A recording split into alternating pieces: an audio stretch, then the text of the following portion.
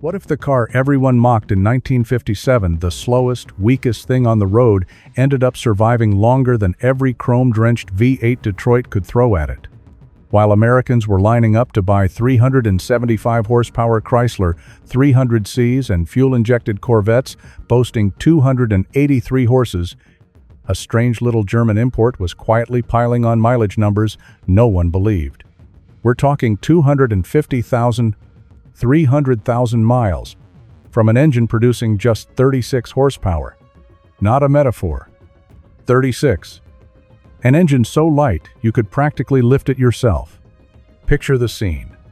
It's 1957.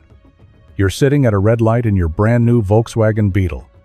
Next to you is a Chevrolet Bel Air packing a 2.83 cubic inch V8 with 220 horsepower. Its chrome bumpers alone probably weigh more than your entire engine. The light turns green. The Chevy rockets off in a haze of tire smoke while you're still easing into second gear.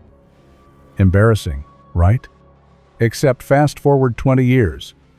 That Bel Air is rusting behind a junkyard fence. Your Beetle?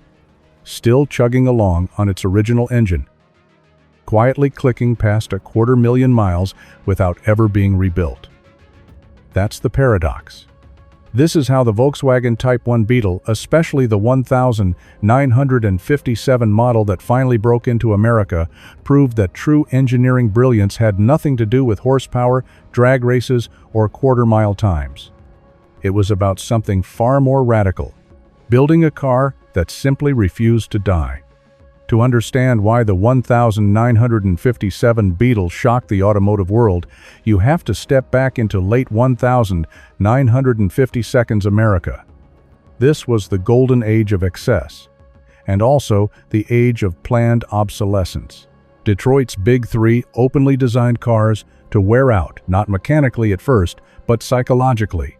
General Motors design boss Harley Earl famously admitted that annual styling changes were meant to make last year's model look old. Bigger fins, more chrome, more flash. Engines ballooned in size. Cadillac pushed a 365 cubic inch V8. Lincoln stretched to 368. The 1957 Plymouth Fury came standard with a 318 V8. Even so-called economy cars like the Rambler, American used six-cylinder engines producing over 100 horsepower. Into this horsepower arms race rolled the Volkswagen Beetle. Originally conceived in the 1932 by Ferdinand Porsche as a people's car, the Beetle evolved slowly and deliberately. By 1957, Volkswagen was exporting roughly 8,000 cars a year to the U.S. through a tiny dealer network. Most Americans had never seen one. Those who had usually laughed. Automotive journalists were merciless. Road and Track said it was so underpowered it bordered on dangerous. Motor Trend joked about who would ever buy a car that looked like it escaped from a circus. On paper, the criticism seemed justified. Beneath that rounded rear deck lid sat an air-cooled, horizontally opposed four-cylinder engine, displacing just 1,192 cubic centimeters, about 73 cubic inches. While American engines were measured in the hundreds of cubic inches, this seemed almost insulting. Compression was deliberately low, around 6 to 1, so it could survive bad fuel. The engine case was cast from magnesium alloy, chosen not for performance but for heat dissipation. Fully dressed, the engine weighed around 140 pounds. Power output? A laughable 36 horsepower at 3,700 revolutions per minute. Torque peaked at just 56 pound-feet. For context, a Ford Thunderbird of the same era made 245 horsepower. Even the tiny Nash Metropolitan squeezed out more power than the Beetle. By every conventional metric, this car was a joke. And yet, this is exactly where the Beetle's genius began to show. That tiny engine wasn't crude, it was brilliantly simplified. Cooling was handled by a belt-driven fan blowing air over finned cylinders and heads. No radiator, no water pump, no coolant hoses, no thermostat, no freeze plugs, no head gaskets failing from overheating. The oil cooler was a basic finned unit.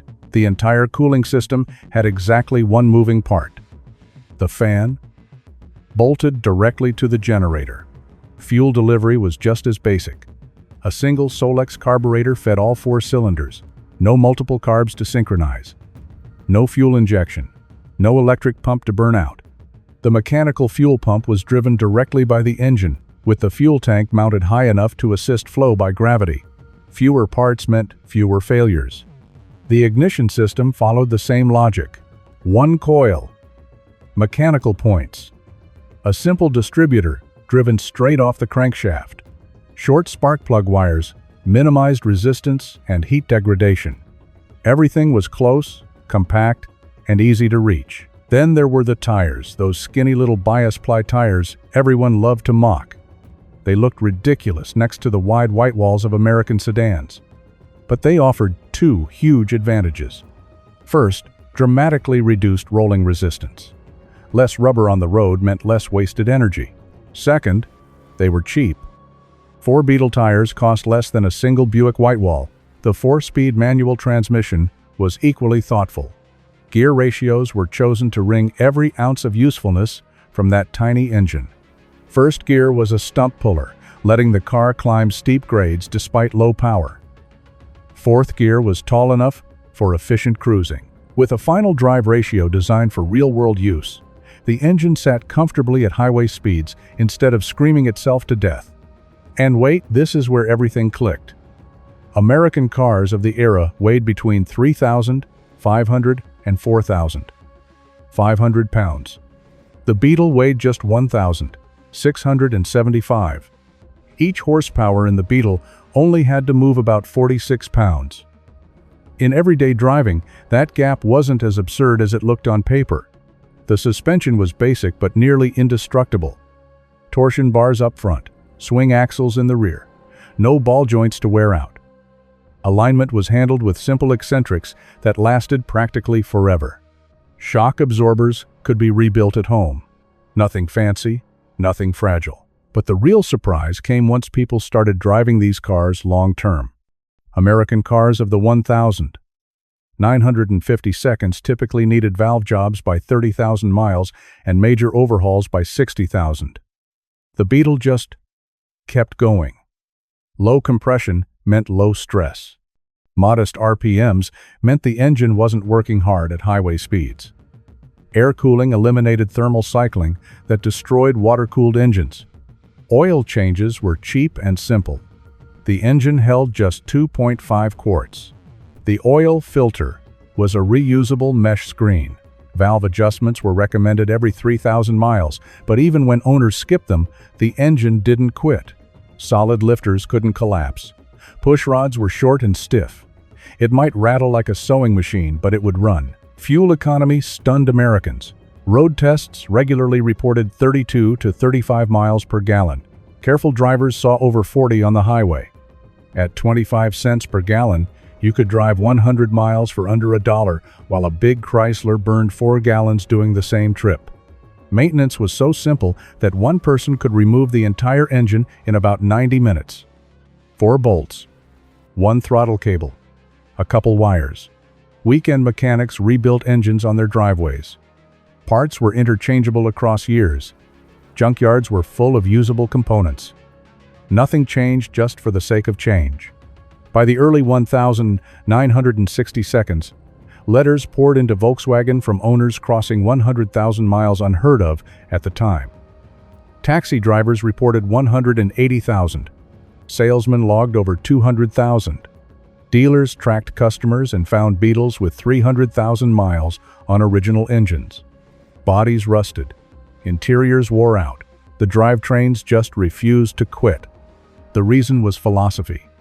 While Detroit chased power and style, Volkswagen obsessed over durability. Forged crankshafts, overbuilt transmissions, conservative engineering everywhere. Nothing was pushed to the limit, everything was designed to last. By 1972, the Beetle became the best-selling car in history. More impressively, Volkswagen estimated that 2/3 of all Beetles ever built were still on the road. The 1,957 Beetle didn't just change cars, it changed expectations. It proved that reliability could be engineered, not hoped for. That simplicity beats complexity. That less could actually be more. Every Corolla, Civic, and reliable economy car that followed learned from it. Even Detroit eventually tried to respond, but they missed the point. It wasn't size, it was philosophy. So, what was the secret? It wasn't just one thing. It was every decision aimed at longevity instead of bragging rights. While American engineers asked how much power they could extract, Volkswagen engineers asked how long the car could last. The Beetle didn't promise speed. It promised tomorrow, and the day after that, and the next 20 years. In the end, the real shock wasn't that a 36 horsepower car worked in America. It was that we had been measuring cars wrong all along. Power fades. Speed becomes irrelevant. But a car that starts every morning for 300,000 miles? That's timeless. Maybe the most legendary engine ever built wasn't a Hemi or a small block V8, but that humble 36 horsepower flat 4. Not because it was powerful, but because it endured. Not because it was advanced, but because it was honest. That's the legacy of the 1957 Beetle. It didn't just survive. It taught the world what really matters. If you've got a Beetle story, yours, your parents', or that one friend whose car simply wouldn't die, drop it in the comments. And if you enjoyed this deep dive into one of history's most unlikely legends, subscribe. We're just getting started. Until next time, keep those engines running, no matter how many horses they've got.